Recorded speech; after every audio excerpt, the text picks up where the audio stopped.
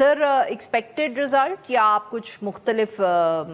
کی امید کر رہے تھے یا سوچ رہے تھے کہ کچھ اور ہوگا، یا جو آپ نے حساب لگایا ہوا تھا اسی کے مطابق رزلٹ آیا؟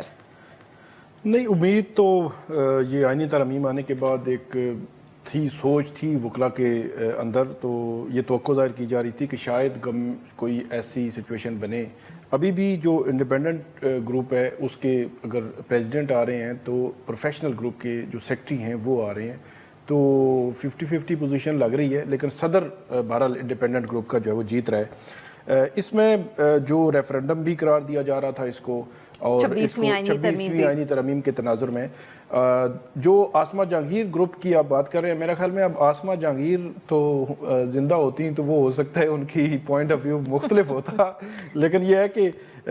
یہ گورنمنٹ جو ہے وہ بیک گروپ ہے، مطلب پچھلے صدر بھی گورنمنٹ بیک گروپ ہے، بٹ مطلب کہ ان کا نام جو ہے وہ ان کی آئیڈینٹی تو ہمیں آسمہ جہانگیر صاحبہ کی وجہ سے بھی ہے معلوم ہے، نہیں تو اعظم نذیر تارڑ صاحب یا احسن بھون صاحب کی وجہ سے تو نہیں ہے نا اس گروپ کی آئیڈینٹی۔ تو اب اس کا اثر تو آئے گا، اگر تو منیر احمد کاکڑ جو ہے وہ جیت جاتے اور وہ احمد خان گروپ جیت جاتا تو اس میں آئینی ترامیم چیلنج ہوئی ہیں، ان کے خلاف ایک تحریک چلانے کا سوچا جا رہا تھا، وکلا کے اندر ان کو ایکٹیو کرنے کا، اور آج کے دن کے بعد یہ سارا کچھ ہونا تھا۔ اب دیکھنا ہوگا کہ ان کا سپریم کورٹ بار کے الیکشن میں کتنا حصہ ان کو ملا ہے، مطلب اگر سیکٹری بنتا ہے یا نچلے جو عہدے ہیں ان کے پاس آتے ہیں، جو پوری ایک باڈی بنتی ہے حامد خان گروپ، تو ان کے پاس اگر زیادہ ہوتی ہے تو پھر بھی ایک اچھی خاصی پوزیشن جو ہے وہ سپریم کورٹ بار میں بن جاتی ہے۔ اگر ان کی پوزیشن نہیں بنتی تو پھر اس کے نیگیٹو اثرات بھی ہوں گے، ان کے لیے مشکلات ہوں گی کہ آئینی ترامیم کے خلاف جا کے کوئی تحریک کا اناؤنس کریں، کیونکہ جو الیکٹڈ باڈیز ہیں الٹیمیٹلی ان کا اثر ہوتا ہے۔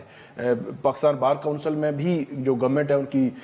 زیادہ مطلب گورنمنٹ بیکڈ اس طرح کے پاکستان بار کونسل کے وائس چیئرمین جو ہے وہ فاروق اچ نائک صاحب ہیں، اور جو سپریم کورٹ بار کے صدر بھی اگر اعظم نذیر تارڑ گروپ کے ہوں گے، تو پھر جب کوئی گورنمنٹ کوئی سٹیپ لیتی ہے، کوئی پالیسی اناؤنس کرتی ہے، یا آئینی ترمیم یا ابھی جو سپریم کورٹ کے ججز کی تعداد بڑھانا، یا پریکٹس اینڈ پروسیجر ایکٹ میں وہ کہہ رہے ہیں 3 سے 5 کریں گے، تو ہمیشہ سے جو وکلا باڈیز ہیں وہ اپنی انڈیپینڈنٹ رائے دیا کرتی تھیں، لیکن اب ہم نے دیکھا ہے کہ ایسا ٹرینڈ پچھلے 2 سال میں ہے کہ جتنی وکلا باڈیز ہیں ان کی اپنی کوئی رائے نہیں ہے، مطلب جو الیکٹڈ میں بات کر رہا ہوں، وہ اگر گورنمنٹ بیکڈ ہیں تو بس انہوں نے جو گورنمنٹ نے کر دیا انہوں نے اس کے حق میں جو ہے وہ ایک سٹیٹمنٹ جاری کر دی، یعنی کہ یہ بھی پولیٹیکل پارٹیز بن گئی ہیں۔ بالکل پولیٹیکل پارٹیز، مطلب پہلے یہ ہوتا تھا کہ یہ ایک الگ ان کی پہچان ہوتی تھی، سوچ ہوتی تھی، خاص طور پر انڈیپینڈنس آف جوڈیشری کے حوالے سے یا جوڈیشری کے حوالے سے جو ان کا اپنا ایک ادارہ ہے اس کے حوالے سے ایک الگ سوچ ہوتی تھی۔ اب بالکل کوئی الگ سوچ نہیں۔ پچھلے شہزاد شوکت صاحب آج جو ہے وہ ان کا ختم ہو گیا ٹینیور، تو ان کی پورا ہم ٹینیور دیکھیں، ان کے پورے ٹینیور میں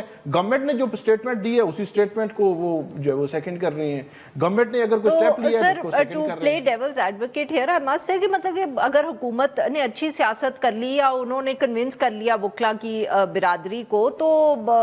یہ بھی تو ہو سکتا ہے نا کہ انہوں نے اپنا اتنا اچھا کیس آرگیو کیا احسن بھون صاحب نے، اعظم نذیر تارڑ صاحب نے، کہ وکلا کی برادری ان کے ساتھ آ گئی۔ اب دیکھنا ہے کہ کس طرح انہوں نے کنونس کیا، مطلب یہ باتیں بھی ہیں کہ بار کو بہت زیادہ نوازا بھی گیا ہے،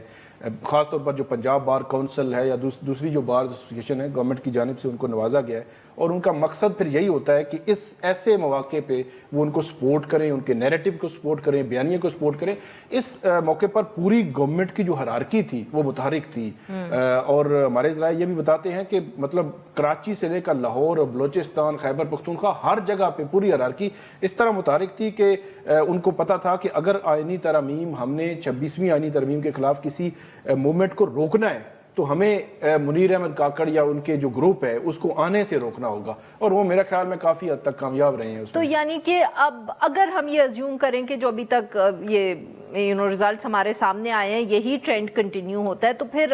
ہم یہ سمجھیں کہ اب وکلا کی تحریک ہمیں چلتی ہوئی نظر نہیں آئے گی؟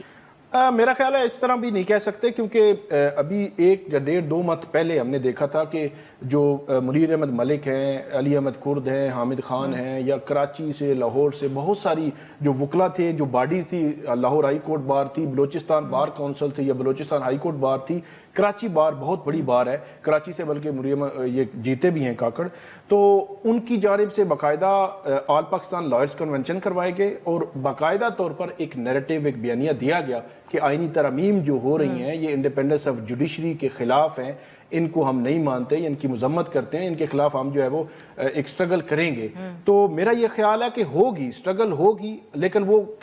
کیا مومنٹم بن سکے گا یا بنا سکیں گے حامد خان یا یہ سینئر وکیل جو بات کر رہے ہیں, یہ ان کے لیے ایک بہت بڑا چیلنج ہوگا. صحیح. اچھا, اور سر کچھ اس طرح کی بھی بیانات سامنے آئے ہیں کاکڑ صاحب کی طرف سے کہ وہ بھی کچھ کہ گڑبڑ ہوئی ہے الیکشن میں, آپ نے کوئی ایسی بات سنی ہے؟ لاہور کے جو الیکشنز تھے وہاں پہ جو کاؤنٹنگ ہو رہی تھی وہاں پہ کچھ ایشو ہوا ہے, ان کی جانب سے کچھ اعتراضات کیے گئے تھے اور وہاں سے پھر خبر آئی کہ اس کو پھر ری کاؤنٹنگ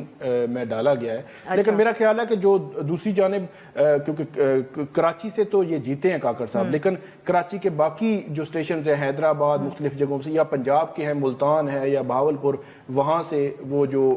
عطا صاحب ہیں وہ جو ہے وہ آگے ہیں. تو اس لیے وہ جو اب میٹر نہیں کرتی لاہور کی, تھوڑا سا فرق پڑ سکتا ہے 50-60 ووٹوں کا,